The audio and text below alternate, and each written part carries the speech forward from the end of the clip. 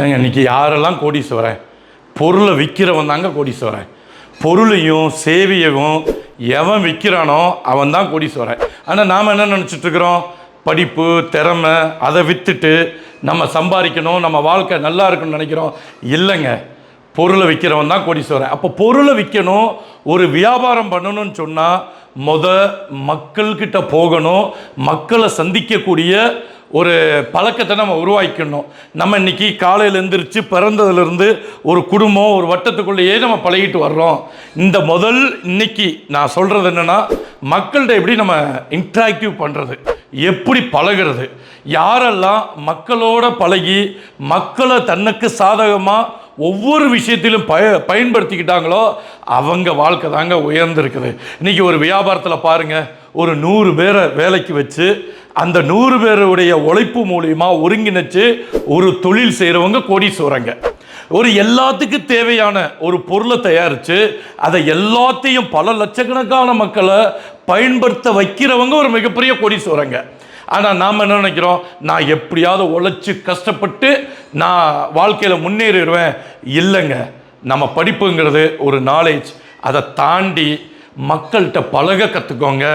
எப்படியெல்லாம் பழகிறது? நான் இன்றைக்கி எங்கே போனாலும் சரி, ஒரு டீ கடையில் டீ சாப்பிட்டேன்னா 4வது நாள் நான் வரும்போதே அவர் என்னை பார்த்து சிரிப்பார், வாங்க சார்ன்னு கூப்பிடுவார். அந்தளவு டீ கடைன்ட்டு இல்லைங்க, நமக்கு மக்கள்கிட்ட பழகிறதுக்கு வாய்ப்பை உருவாக்கணும். இதை சின்ன வயசுலேருந்து உங்களுக்கு ஒரு ஹேபிட்டாக எடுத்துக்கோங்க. எப்படி எடுத்துக்கலாம்? எங்கெல்லாம் மக்கள் கூடுறாங்களோ அந்த இடத்துல போங்க. அந்த இடத்துல உங்களுக்கு ஒரு பொறுப்பு எடுக்கிறதுக்கு வாய்ப்பு இருந்தால், அதாவது 10 பேர் ஒரு செய்கிற வேலை, ஒரு விழா, அல்லது ஒரு உங்கள் சொந்தக்காரங்க வீட்டில் ஒரு ஃபங்க்ஷன், அல்லது எது இருந்தாலும் சரி, 10 பேர் கூடுற இடத்துல நீங்கள் முன்னிலைப்படுத்தணும். அப்போ முன்னிலைப்படுத்தணும்னா நாம் இறங்கி ஒரு பொறுப்பு எடுத்து பழகுங்க. எடுக்க தான் நம்ம மேலே ஒரு கவனம் வரும். அது எங்கே இருந்தாலும் சரி, நீங்கள் வேலை பார்க்குற இடத்துல கூட இந்த பழக்கத்தை நீங்கள் இன்றைக்கி நினச்சா கூட உருவாக்க முடியும்.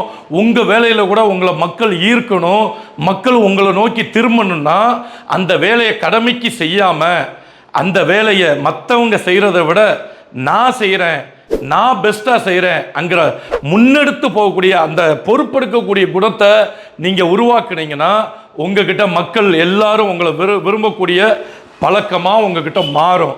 அதே மாதிரி வெளியில் நிறைய உறவுகளை, எந்த ஊராக இருந்தாலும் சரி, இன்றைக்கி எனக்கு பிறந்து வளர்ந்தது ராஜபாளையம், ஆனால் எனக்கு இன்றைக்கி எந்த ஊர் போனாலும் சரி எனக்கு சொந்த ஊராக என்னால் மாற்ற முடியும். காரணம் என்ன தெரியுமா? எனக்கு இவங்ககிட்ட தான் பழகணும், இவங்க தான் எனக்கு சப்போர்ட் பண்ணும். இந்த ஊரில் போய் நின்னா நான் எப்படி நிற்பேன், நான் யாரு கூட பழகுவேன்ட்டு சொல்லி ஒரு நாள் நான் நினச்சதில்லைங்க. எந்த காரணம்னா, அந்த சின்ன வயசுலேருந்து மக்களோட பழகிறது எனக்கு ஈஸி, பழகணும்னு போய் நிற்பேன். காலையில் எங்கே நான் இருப்பேன்னு பார்த்தா தனியாக இருந்து நான் பழக்கப்பட்டதே இல்லை. என் பின்னாலேயோ அல்லது நான் ஒரு 4 பேருடையோ 10 பேருடையோ இருந்து பழக்கப்பட்டு பேசி அந்த பழக்கத்தை உருவாக்குனதுனால எனக்கு இன்னைக்கு பழகிறதுங்கிறது எளிமையாச்சு. அந்த மக்களுக்கு ஒரு விஷயத்தை புரிய வைக்கிறதுங்கிறது என்னுடைய வியாபாரத்துக்கு சக்தியாக மாறுச்சு. இந்த பழக்கம் ஒரு பிஸ்னஸ் எனக்கு ரொம்ப ரொம்ப முக்கியங்க. இதை தான் டேவிட் கோ சொல்லுவார், சேல்ஸுங்கிற இடத்துல நீ பொருளை விற்காத, உன்னை விற்றுவிடுன்னு சொல்லுவார். உன்னை விற்றுவிடுனா என்ன, நம்மளை வித்துட முடியுமா? இல்லைங்க, நம்ம அவங்களுக்கு பிடிச்ச மாதிரி, அந்த கஸ்டமருக்கு பிடிச்ச மாதிரி பேசவும், அவங்க என்ன எதிர்பார்க்குறாங்கங்கிறத புரிஞ்சுக்கிட்டு நம்ம அதுக்கு தகுந்த மாதிரி பேச ஆரம்பித்தோம்னா நாம் எதை கொண்டு போனாலும் அவங்களுக்கு பிடிக்கும். அப்போ அந்த மாதிரி நீங்கள் மாறணும்னா மக்களை பற்றி படிக்கிற ஒரு பழக்கம் உங்களுக்குள்ளே வரணும்.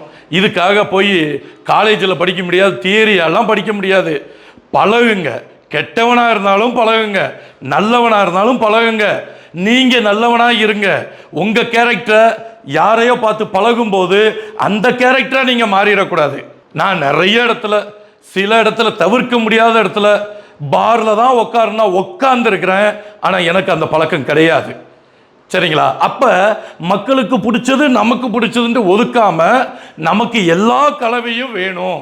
எல்லா மக்களையும் படிக்கணும்னா எல்லா விதமாக ஒரு வட்டத்தை போடாமல் எல்லாரு கூடயும் பழகுங்க. எல்லா சூழ்நிலை கீழே இருந்து மேலே வரைக்கும் இவன் கெட்டவன் நல்லவன் அவன் அப்படி இப்படி இல்லாமல் எல்லா இடத்துலையும் பழகிற மனிதனாக மாறினீங்கன்னா நீங்கள் உங்களை சுற்றி எப்பயும் ஒரு மக்கள் சக்தியை, மக்களோட இருக்கக்கூடிய வாய்ப்பை நீங்கள் உருவாக்குங்க.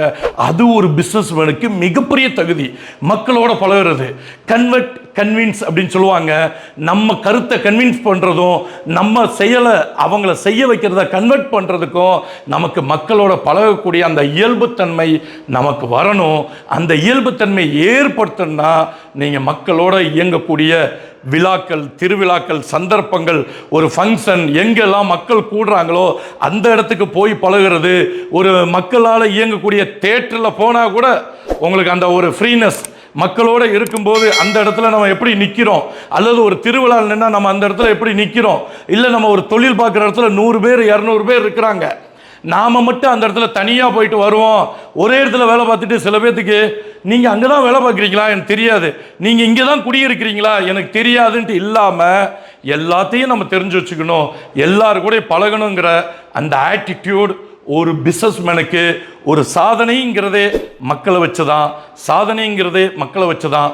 அதை உருவாக்குறதுக்கு நீங்கள் மக்களோட பழகக்கூடிய ஒரு வாய்ப்பை ஏற்படுத்திக்கோங்க. அப்படின்னா தான் நாம் ஒரு வியாபாரத்தை யாருக்கிட்ட வேணாலும் நம்மளால் பண்ண முடியும்.